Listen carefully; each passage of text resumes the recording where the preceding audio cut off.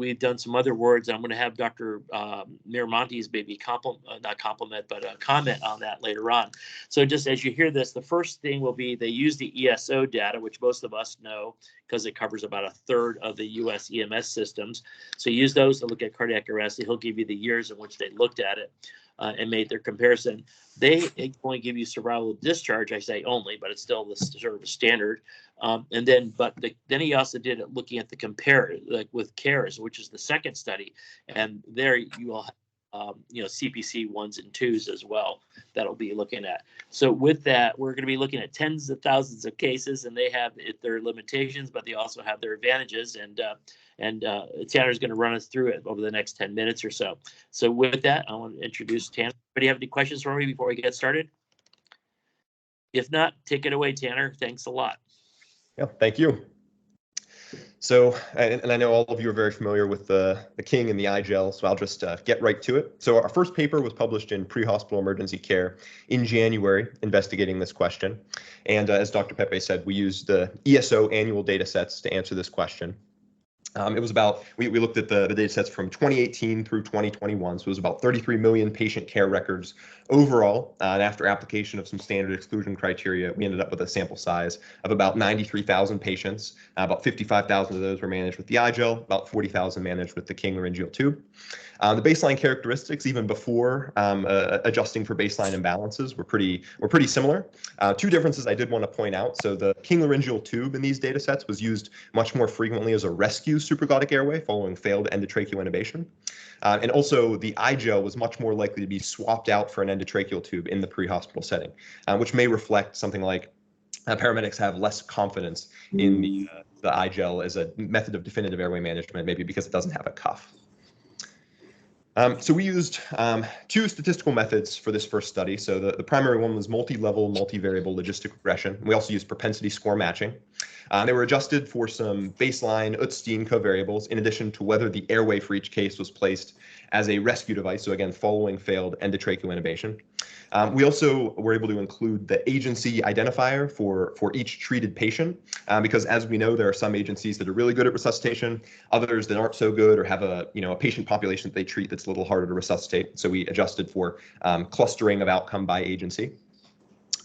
And we looked at a number of outcomes. So our primary outcome for this first study was survival to discharge to home. So about 20% of all transported patients included in the ESO data set have associated hospital disposition data. And we thought looking at patients that were discharged back to their primary residence would be a good way to kind of get a correlate of good neurologic outcome. We also looked at first pass success as documented by paramedics, and then a secondary method of verifying ventilation success in the form of end-tidal CO2 thresholds that were achieved during each case, as well as, of course, ROSC and rearrest. Basically, to say this in one sentence, basically, when we looked at our primary analysis, looking at all the patients using the statistical model I just described, the iGel was associated with better outcomes than the King laryngeal tube across the board with every outcome that I just mentioned.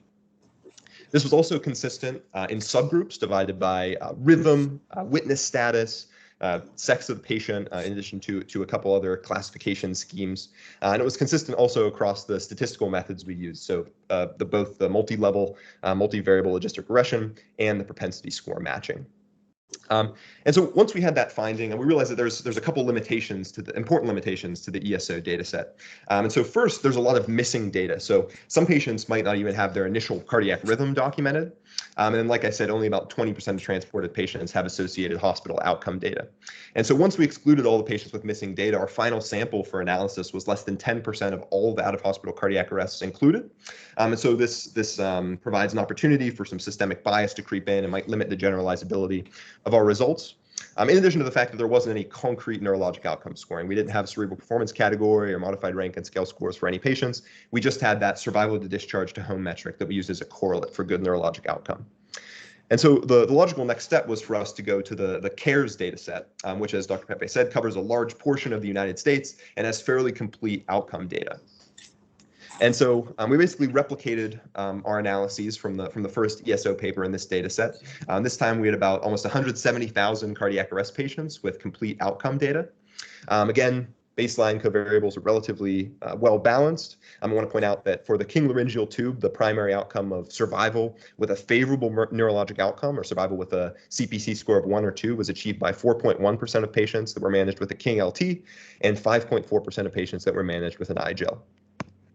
Once we did our adjusted multivariable logistic regression analyses, these differences were maintained. So the iGel was associated with better survival with a CPC of 1 or 2, in addition to survival to hospital discharge and survival to hospital admission.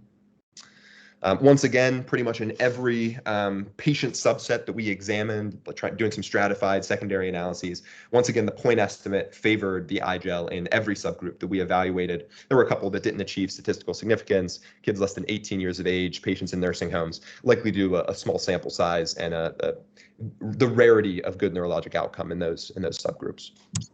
One thing I wanted to point out, so we also included year of out-of-hospital cardiac arrest in our multivariable model, just to account for changes in resuscitation strategies, protocols, guidelines across time. But it also enabled us to see that supraglottic airway use is really increasing in the United States across time. And between 2016 and 21, the rate of increase was much faster for the iGel than the King LT, suggesting that there are a lot of agencies that are really liking this airway device. And so for my last couple slides here, I just wanted to briefly mention a couple of mechanisms that could be underlying these differences in outcomes that we're observing. So first of all, our analyses with the ESO data set found that there were many fewer patients that were managed with a King laryngeal tube that achieved end-tidal CO2 values, maximum end-tidal CO2 values of 5 and 10 millimeters of mercury. So this suggests that there may be more unrecognized failed airways among the King group than among the iGel group, which of course may lead to worsened outcomes. Also, something that always gets brought up when we're discussing the King airway is the potential that whenever you have that big inflatable cuff in the oropharynx, there's potential to compress the carotids and decrease cerebral blood flow. I've attached some photographs, radiographs from a proof of concept study that was published in 2012. You can see the King tube in the bottom left, with the big balloon there impinging on the internal carotid arteries. And now I would like to, if in the paper, pointed to this study and said, well, this is probably the causative mechanism of restriction in cerebral blood flow. But a subsequent study actually came out also evaluating the iGel, and they found that the iGel was also associated with a very significant decrease in cerebral blood flow. And it's tough to compare these studies. They have very, very different experimental protocols and the way that they measured cerebral blood flow. So I'll just say that the verdict's still out with regard to this kind of pathophysiological mechanism. And then finally, one thing that I was thinking about and our group was considering when we were kind of thinking about differences between these devices and potential mechanisms, what paramedics complain about the most, it seems, with the iGel is that they have very low leak pressures. And so, and it's true that the iGel does have a much lower leak pressure than the King laryngeal tube, but it's also possible that this might counteract the negative effects of overzealous hyperventilation, keep pressure in the chest low, and enhance venous return during CPR. Although this has never been studied in a physiologic model, any animal models, clinical studies, and so it's pure speculation at this point. And so with that, that's a summary of our two studies. I'm happy to answer any questions that anyone has about our methodology or results. Thank you very much.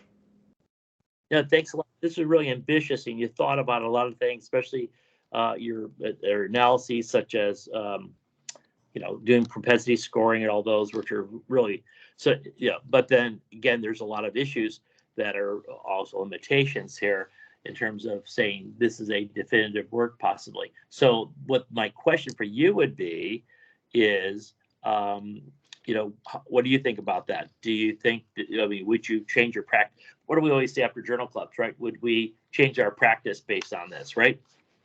Sure. So, I'd really hesitate to make any recommendations about clinical care or, throwing all of our Kings away and buying iGels based on these retrospective data. Of course, it's open to all sorts of bias just because of the retrospective observational nature. One thing I would say, though, is, because our ESO analysis suggested that one of the potential causes of the disparity in outcomes between these two devices is unrecognized airway failure, I think something that we can do is attempt to mitigate this as much as possible, make sure that we're encouraging our medics to use waveform capnography and confirming the placement of these devices and just using, all around good airway management practices, pulling devices, having a low threshold of suspicion for pulling devices that may not be functioning correctly. Yeah. And there's so many different things that are also involved here, I guess. But by the way, great presentation and great work, by the way, and really yeah, doing it in a timely manner. That's unusual for us here on this call. So that leads us to have some time for other people to make comments and so on. And then, Joe, I didn't see that Joe Hawley or any of those folks were on this particular call, but you're real familiar with the work in the laboratory they did with these different devices as well, right? Just from that point of view, right, David Miramontes? If those of you have met David Miramontes, is working with a project in Florida, and so he's here with us. And David, you've done a lot of work. And if you don't know, David is the medical director, by the way, for San Antonio. If you don't know him, get to know him, right? David, what's your opinion, and what can you tell us about the laboratory studies that were done on looking at iGels and looking at King Airways and so on? So looking at a couple things that led me to get rid of the Kings. So I got rid of them. I did it, took a couple years to do it through attrition, but Joe Hawley's work showing the occlusion of the venous side of the external jugular by the King LTD with its inflated balloon, the unrecognized airway misadventures that Bir Villani from Fort Worth showed us, that 40% of these errors, the medics didn't even realize that they're ventilating the air because the King was not seated correctly. The King is a weirdo airway that you have to pull up in order to get a seal, as opposed to, which is not, it's not intuitive, as opposed to the iGel where you're pushing down to get a seal. And that's more intrinsic as far as when you're ventilating, you're pushing the airway into place. So a couple of those things. And I think you said something that's really key, is that the negative pressure in the chest is key in cardiac arrest. It is all about the suck. It's not about the blow. It's about the suck.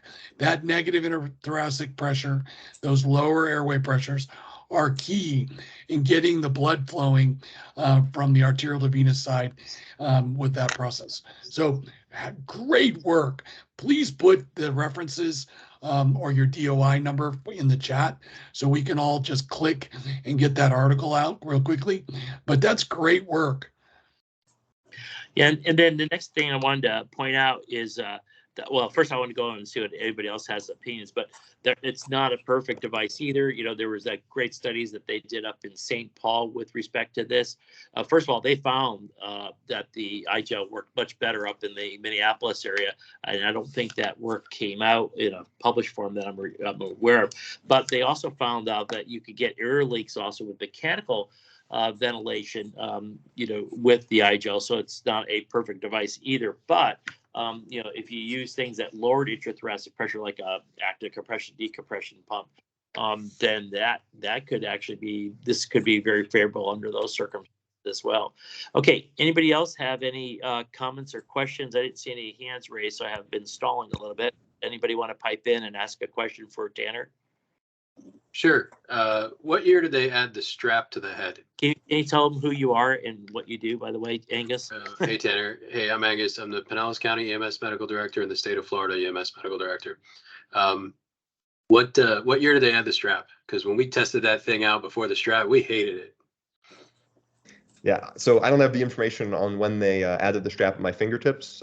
For ESO, we looked at the 2018 to 2021 window, and for CARES, we had access from 2013 to 2021. Yeah, and otherwise, I just want to say I love your hypothesis that the poor device performance is protected from our bad care. That's just great. Okay, is anybody from the Department of Health here, like Deputy Secretary or anything like that? Well, I mean, I guess I have to admit to that, yes. So Tanner, fantastic job. Thank you. And I apologize that I signed a couple of minutes late, so maybe you covered it and I missed it. Did you compare the time to place the device between the two? Because one of the reasons, I mean, for several of the reasons you already mentioned, we went to the iGel for Palm Beach County Fire Rescue. But one of which that we found consistently is that it's one of the easier ones for the paramedics to use. And so the fidelity of actually getting it into the right spot was higher. and easier, at least according to the anecdotal reports we got from our crews. Yeah, I know that we did do that analysis initially, at least on the ESO data. CARES doesn't have any granular data regarding EMS care, like timing of interventions and things like that. I'm not sure if it made it into the final paper, but the difference in the placement timing was very small. It was maybe just over a minute, something like that. Whether that's clinically relevant, I guess, is up for debate. But the iGel was faster. Thanks. That's good. Is Peter Antevi finally joining us out of Palm Springs, California? Pete, just a follow up there, Paul, if you don't mind.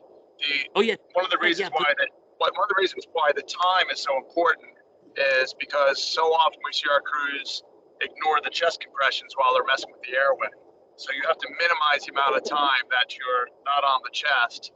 And that's why I think it's important. And we see the same thing with endotracheal too. They take a lot longer, lower success rate. So patients do better overall, just basically with supraglottic to begin with. And then I think the iGel is the easiest of them all. Okay, that's it. And Tanner, this is really great because you did a lot of good work, and we think you should get your PhD, by the way, just based on using granular here with us. But so what I want you to do is what I was going to say is that it also tells, have you had personal experience using any of these devices yourself? Actually in the field. That'd be kind of interesting for us to know. Okay, go ahead. Yes. It's funny, actually. So I've actually only placed King laryngeal tubes in the field in cardiac arrest patients. I've yet to place an iGel. So going into this, I actually, I had no ill will towards the King laryngeal tube. For me, the couple times that I'd placed it worked just fine.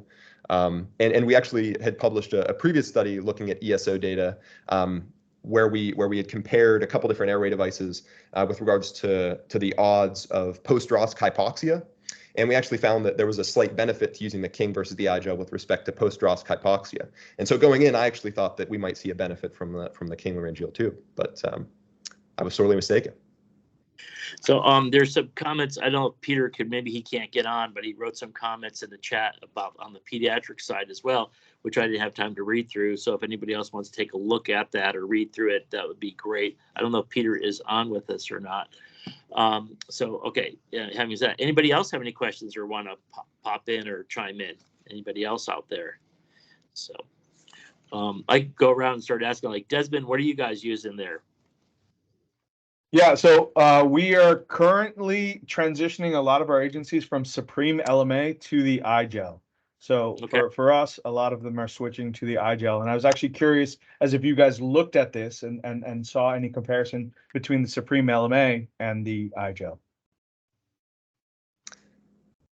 Yeah, so in the ESO data set, for sure, the number of LMA devices was very low.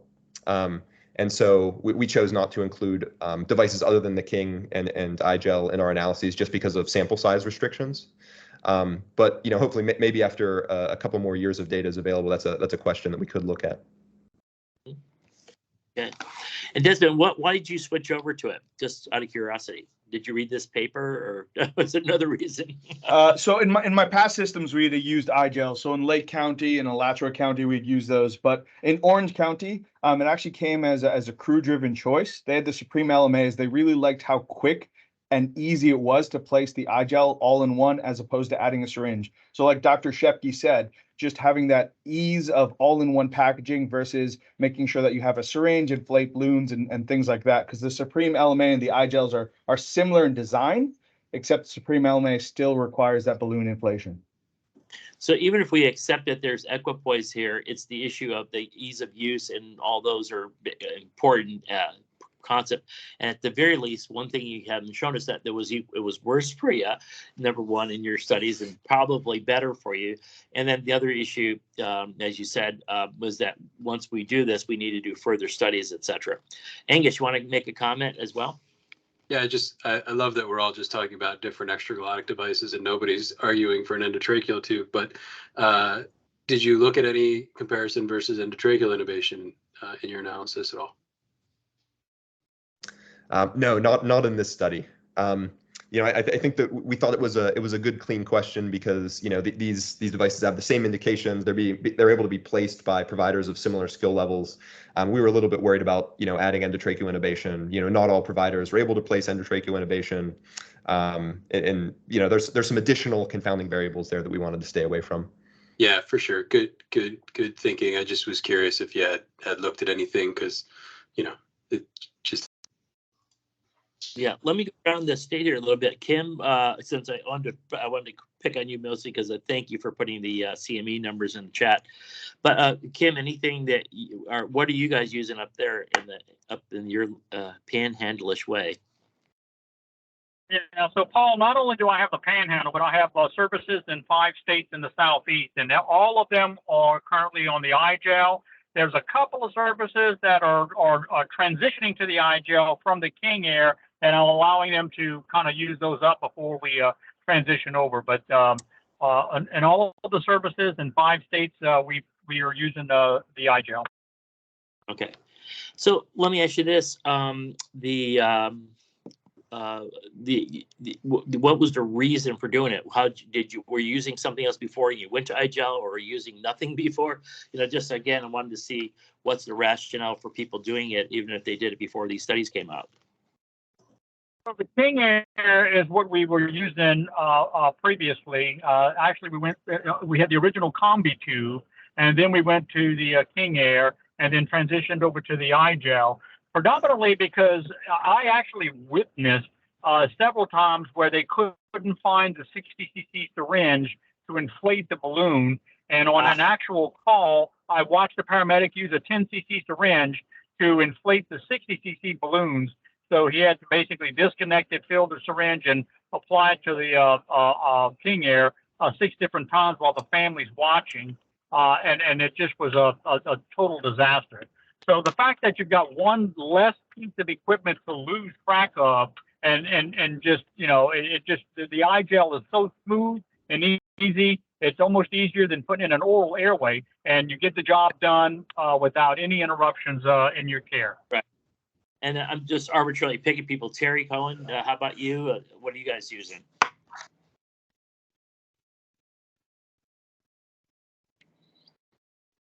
Oh, I thought it was you, Terry, but maybe I'm wrong. So anybody else want to pipe in then?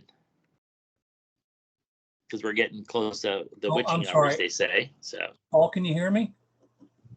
Yeah, who is it? This is Terry. Oh, good. Yeah, good. Yeah, Terry. So we've been using the iGel for, I don't know, maybe 3 or 4 years. Yeah, let me interrupt you for a second. I just want to tell everybody, including Tanner, this has been delightful because everybody's giving bulleted answers and bulleted questions. So I really appreciate that a lot because we got a lot more interaction today. I really like that a lot. So, but go ahead. Yes, Terry. Yes, so we've been using the iGel, like I said, for 3 or 4 years, and our airway before that was the King. And yeah, the reason for the transition was just the ease and simplicity of use. Yeah. And I think it was a great move. Okay, good. All right. Any other final commentaries? That I'm open to anybody. Just raise your hand or just let me know or just pipe in. If not, then Tanner, I hope this has been useful just to hear what was going on in the real world, so to speak, because there's a lot of patients that were represented by the people that spoke up here today, and so I hope that was helpful too. What did you find the most interesting about this session today? So I think it's of course a little bit disappointing so far. What I've been hearing about since publishing these studies is people will say one of two things to me. They'll be like, "Oh, we already knew we hated the King," and then the rest of the people will be like, "Well, we intubate everybody anyway, so why are we even using the iGel?" Yeah. Seems to be the two prevailing sentiments. But no, it's been really great, and I really thank all of you for having me and listening. It's good, but it's great to have the data there. That's good. And then as you get through this and get more numbers, if you could drill down on some of those stratifications that we talked about earlier, would be really useful for all us. You'll be able to find it. Especially if you break it down, like you said, time to the insertion, issues like the non-shockables versus shockables and all that. But you have to have a lot of numbers to do that. And then when you do that, especially on retrospective, you really get a lot of noise sometimes. So I thought I was impressed with the challenge that you were facing here, and you did pretty good. and the outcome sounds favorable for most of us. David, what was your final word about that, David Miramontes? Hey, David, can you hear Miramontes? Can you hear me? What's your final word about this? Switch. Just switch. And I put in the chat. So Peter was talking about the 18 French, hole in the new iGel Plus. And that's now available. Okay. And what's the advantage of that? You can put a bigger NG tube down the lumen to decompress the stomach. The current iGel, you can use a 12 French. With the iGel Plus, you can use an 18 French. What I don't know is, I don't think it comes as a rescue pack with the strap. Got it. Okay, good. Yeah, well, but David, if you put the King tube in, you don't put an OG in, you just get the fountain of puke to decompress it. So it's cool. Whatever. And I'm going to tell you what, these guys get together. It's like really scary. I want you to know, Tanner. So, all right. Well, listen, thanks for calling us and then, and so on. And I didn't know if anybody else wanted to pipe in, John or people like Todd, I don't know, but I didn't want to exclude everybody. I was hoping anybody would pipe in, but everything going good so far? Yeah. Paul, sounds like you're getting, okay, Paul, we go ahead. switched to the iGel in 2017. Our guys were inflating the balloon with the King beyond 60 to get it to hold. And once I saw some of those vascular impairment studies, we switched to the iGel at that time. We actually tried to get King and iGel to supply equipment for us to do a comparative study. And interestingly, both of them refused. Yeah. All right. Listen, I got to sign everybody off because I had to go over to the other meeting and all that. And I'll try to send, if you want to join us by any chance, Tanner, I'll try to send you, if I get a chance, I'll send you an invite to it. If you like get on, I may even have you do a rewrite of this, but we'll see how time goes because I have a lot of people trying to get on today. So with that, thank you very much. Welcome back, everybody, and hope to see you next week when Peter hopefully be returned and do a good job. I thought did a nice job, Tanner. We really appreciate it, and thank you all very much for being on. And sounds like this has helped to justify what you all did already, so which is really cool. But thanks again. Well, later. I'm getting on my other call. If anyone has, Thank you, Tanner. thank you. If anyone